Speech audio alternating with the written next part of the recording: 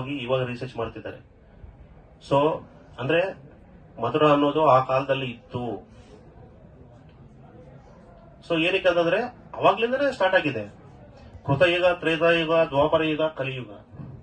ಅವಾಗೆಲ್ಲ ಚೆನ್ನಾಗಿತ್ತು, ಇಷ್ಟೆಲ್ಲ ವೆಹಿಕಲ್ಸ್ ಇಲ್ಲ, ಪೊಲ್ಯೂಷನ್ಸ್ ಇಲ್ಲ. ಸೊ ಹಾಗಾಗಿ ಅವಾಗೆಲ್ಲ ಲ್ಯಾಂಡ್ ಕೊನೆ ಮೂಮೆಂಟ್, ಈಗ ನಮ್ದು ಕೊನೆ ಭಾಗ ಯಾವುದು? ಕನ್ಯಾಕುಮಾರಿ, ಹೌದಲ್ವಾ? ಇನ್ನೊಂದು 100 ವರ್ಷ ಹೋದ್ರೆ ಅದು ಉಳಿಯಲ್ಲ. ನಾನು ರೀಸೆಂಟ್ ಆಗಿ ಯಾವುದೋ ರೀಲ್ ಅಲ್ಲಿ ನೋಡಿದೆ, ಯುರೋಪಿಯನ್ ಕಂಟ್ರೀಸ್ ಅಲ್ಲೇ ಯಾವುದೋ ಒಂದು ಐಲ್ಯಾಂಡ್ ಹಾರ್ಡ್ಲಿ ಇನ್ನೊಂದು 50 ವರ್ಷಕ್ಕೆ ಅದು ಮುಳುಗೋಗುತ್ತಂತೆ. ಅಂದ್ರೆ ಎವ್ರಿ ಇಯರ್ ಸಿ ಲೆವೆಲ್ ಜಾಸ್ತಿ ಆಗ್ತಾ ಇದೆ. ಓಕೆನಾ?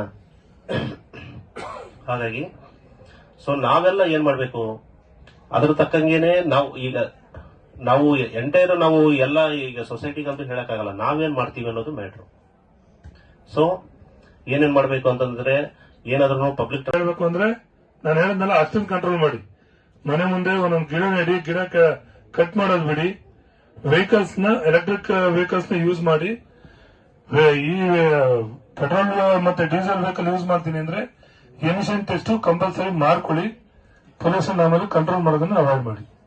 Okay, thank you. ಎಗನೆಸ್ಟ್ ಆಗಿ ವಿರುದ್ಧವಾಗಿ ನಾವು ನಮಗೆ ನಡೀತಾ ಇದ್ದಾವೋ, ಈಗ ಪ್ರಕೃತಿಗೆ ವಿರುದ್ಧವಾಗಿ ನಾವು ಯಾವಾಗ ನಾವು ಪ್ರಕೃತಿಗೆ ವಿರುದ್ಧವಾಗಿ ಹೋಗ್ತಿದ್ದೀವೋ, ಸೊ ಸಪೋಸ್ ಈಗ ಪ್ಲಾಸ್ಟಿಕ್ ತಗೊಳ್ಳಿ, ನಮ್ಮ ಇಂಡಿಯಾದಲ್ಲಿ ಪ್ಲಾಸ್ಟಿಕ್ ಬ್ಯಾನ್. ಆದ್ರೆ ಪ್ಲಾಸ್ಟಿಕ್ ಕವರ್ಸ್ ಸಿಗ್ತಾ ಇದಾವೆ. ಎಷ್ಟು ಗ್ರಾಮ್ಸ್ ಇರಬೇಕು ಮಿನಿಮಮ್? ಮಿನಿಮಮ್ 40.